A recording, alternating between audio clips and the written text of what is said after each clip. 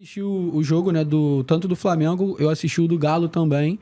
E, assim, o primeiro tempo, principalmente, cara, foi um amasso do Flamengo, assim, perdendo chance atrás de chance. Eu até tava brincando em casa com meu pai e falei, cara, esse jogo aí vai pra uns 4-0 no mínimo. E volta pro segundo tempo, assim, o time completamente desligado e me passa a impressão dessa questão, tipo assim, cara, eu já ganhei, eu vou ganhar quando eu quiser, assim, se aumentaram um pouco o ritmo. Só que acho que todo mundo que acompanha Libertadores já falou essa frase uma vez na vida, vira e fala assim, cara, Libertadores não é bobeira, esses times sabem jogar Libertadores e tudo, e às vezes acaba se complicando também. E sobre a questão do Fluminense que você falou, JP, eu tava até comentando também, eu fiz um vídeo falando sobre isso, não sei qual a opinião de vocês, mas, cara, eu ainda não vi um jogo esse ano em que, tipo, de ponta a ponta eu falei assim, cara, esse jogo foi um jogaço do Fluminense, igual a gente via ano passado. Não sei, tipo, o que vocês acharam. Pra mim, o melhor momento que eu vi no Fluminense essa temporada foi o segundo tempo lá da Recopa, do segundo jogo da Recopa. Mas de lá pra cá, assim, não sei se foi a gente que meio que se iludiu muito com um rendimento absurdo, principalmente na Libertadores ano passado, do Fluminense, tipo, rendendo demais e sofrendo os momentos certos. Mas eu vou ter que perguntar, e aí é bom pra vocês debaterem. O Fluminense teve um rendimento absurdo na Libertadores do ano passado? Excelente ponto, é justamente o que Porque, eu ia falar. assim, era um time que tava sempre correndo, tirando os jogos contra o Olímpia, e mesmo assim, passou um perrengue lá no jogo da volta. Contra o Argentino Júnior, teve que correr pra empatar o jogo lá no final, no jogo da ida. Contra o Internacional, saiu atrás, teve que buscar aqui no Maracanã. Saiu atrás lá no Sul. Assim, eu entendo que vocês falem que é um rendimento absurdo, que foi um time que foi campeão, e na final jogou macho boca, apesar de ter sofrido o empate, ter ficado ali naquela coisa nervosa. Mas foi um baita rendimento ou foram baita resultados, Rock? Baita resultado. Rendimento, de fato, eu acho que... Eu tenho algumas opiniões um pouco impopulares sobre o Fluminense do Diniz. Gosto demais do Diniz, acho que pra mim, é top 3 hoje dos treinadores brasileiros. Mas é um cara que, quando você pega um treinador que consegue neutralizar ele não tem uma forma de sair dessa neutralidade. Ele fica totalmente... É como se você tomasse um bote de uma cobra e ela te quebrasse todo, você ficasse preso ali. É assim que eu vejo o Fluminense do Diniz hoje. Não é um time que consegue fazer uma alteração dentro do jogo que vai mudar a característica daquele nó tático que você possa vir tomar. E o que você falou é perfeito. O Fluminense ele fazia atuações corretas. Todos os jogos do Fluminense foram corretos.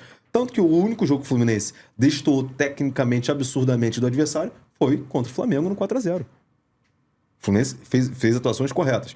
E aí, entrando já nesse quesito de 2024, e é uma parada que eu até falei lá no Bom de Bola, que é o seguinte: o Fluminense ele passa, nesse momento, pelo que o Flamengo de Jorge Jesus começou a passar em 2020. Que era o quê? Todo mundo vai saber como marcar e como jogar contra. Por isso que eu acredito que o Diniz é muito fácil de ser neutralizado. O Fluminense não vai dar espetáculo. Ok, tocar a bola diferente, fazer essa... Tudo que nós já vimos o Diniz fazendo é maneiro pra caramba. É maneiro. Mas não é espetáculo. O espetáculo do futebol é outro. O espetáculo do futebol é bola na rede. É resultado. A torcida quer ver goleada. A torcida quer ver jogador driblando. Toque de bola é maneiraço, mas não é o espetáculo do futebol. Não, e eu acho que outra parada ainda sobre esse time do Fluminense, até perguntando pro Pedro pra colocá-lo no papo, porque é o seguinte, é um time que conseguiu resultados espetaculares ano passado e era um time que, mais do que correto, Rotter, era um time que tinha muito coração, ao meu ver. Sim. Era um time que não se desesperava em momento nenhum e ganhou a Libertadores muito por isso. Porque teve vários momentos pra complicar o jogo da ida contra o Argentino Júnior com o Marcelo expulso. Era um jogo complicado. O jogo contra o Olímpia na volta, se toma um gol logo cedo, com aquelas bolas aéreas do Olímpia cruzando a área toda hora. O Fábio fazendo 2 ou 3 milagres. Podia ter embolado. O jogo no Sul contra o Inter foi um jogo que foi buscar o resultado. Um jogo difícil pra caramba. Um jogo difícil, era pra, assim, com todo respeito, tá, gente? Até pra gente, não. A gente tá falando sério. Não, o Ener Valencia, se ele não perdesse tantos gols ali, acabou. Era pra ter sido goleada, 4 5. Sem pilha nenhuma. Se esse jogo é uns 3-0 o Inter, não é nenhum pecado. É justíssimo. Pelas chances que o Inter teve quando tava 1-0, era jogo. E aí é por isso que eu pergunto se as atuações do Fluminense foram tão boas assim, porque era um time que tinha sorte de campeão e isso não é demérito. O time ser campeão tem que ter sorte também. Sim, claro. Eu não acho o Fluminense... Não falei que o Fluminense foi horrível. Só não tô aqui enaltecendo tanto as boas partidas, porque eu acho que o Fluminense tá jogando mais ou menos igual, entre aspas, hein, Rod? Sim. Eu acho que joga parecido com o ano passado, com a diferença que esse ano a bola não tá entrando toda hora. E também o pessoal já sabe marcar melhor. E eu acho que, assim, na minha visão, tipo, ano passado, acho que o jogo do Fluminense, acho que é exatamente isso que tu falou, e passava muito na questão de, tipo, atuações individuais, tipo, absurdas. O Germancano, a gente sabe, mano, tipo, a bola vai se pingar ali, a porcentagem ali de conversão dele é absurda, mas às vezes você não tá nesse melhor momento. E, cara, tipo, no último jogo do Flu, se o Arias, ele é neutralizado, principalmente na flutuação, ele ali no meio, complica demais o jogo do Fluminense, cara. Complica demais. E essa questão que você falou da questão do Fernando Diniz, se ele sabe, tipo, meio que se adaptar ao jogo, a questão é assim, se ele sabe ou não, ou se às vezes parece que ele não quer fazer, Não né? quer fazer. Porque, tipo, a questão em 2 jogos a linha de zaga virar André e Martinelli. Isso já tá muito manjado, né, mano? Sim. Todo jogo, desde o ano passado, é a mesma substituição. E mostra até uma falha na organização do Fluminense pra montagem de elenco, né, cara? Que você sabia que ia perder o Nino. Eu ia falar isso, porque assim, o Fluminense, vocês acham que melhorou do ano passado pra esse ano? Não, acho que um time que não tem zagueiro, um zagueiro titular ali fixo, definido, não pode dizer que tá melhor do que no outro ano. E principalmente um zagueiro de ofício, né? Exatamente. Porque os dois naturalmente não são. Porque do meio pra frente é um time muito igual, né? Mudou. Eu vou te falar aqui, lá no Bom de Bola nós fizemos um cara a cara. Fluminense e Vasco. Sim. Pô, a zaga do Vasco hoje é muito melhor que a do Fluminense. Pô. O sistema defensivo do Vasco hoje, como um todo, é o único... O Vasco, que a gente sabe de todos os problemas, é um time que hoje tem um sistema defensivo melhor que o do Fluminense.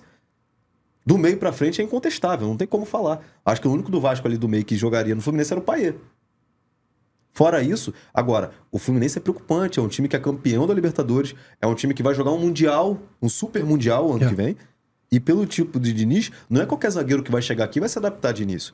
São testes. Então, eu acho que faltou mapeamento, trouxeram o Antônio Carlos, que não tá jogando. Eu fico pensando como é que fica a cabeça de um cara que vem lá do Orlando City e chega aqui e ele é reserva.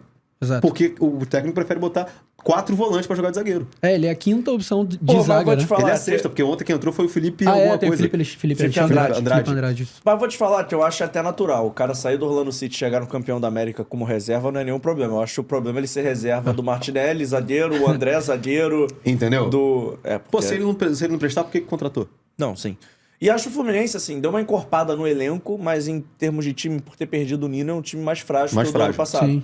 Que o resto continua muito parecido, mas é um time que agora, por exemplo, tem ali André e Martinelli no meio, que o Fluminense ano passado tinha André e Alexander em algum momento, André e Lima, enfim, muda muito. Que eu não entendi a caída do Alexander até agora. Depois da lesão, ele parece que foi preterido pelo Diniz. Ele não é usado, né? Mas também não voltou igual, né? E eu acho que aí é nível de competição mesmo, assim. O Fluminense tem um... Acabou esse corte? Então calma aí. Antes de eu ir embora, não esquece de se inscrever no canal, ativar o sininho da notificação, deixar o seu like e o seu comentário e, claro, seguir as nossas redes sociais. A gente tá no @ForaDoJogoCast em todas as redes sociais, mas pelo visto, estamos expulsando, então vai, me ajuda aí!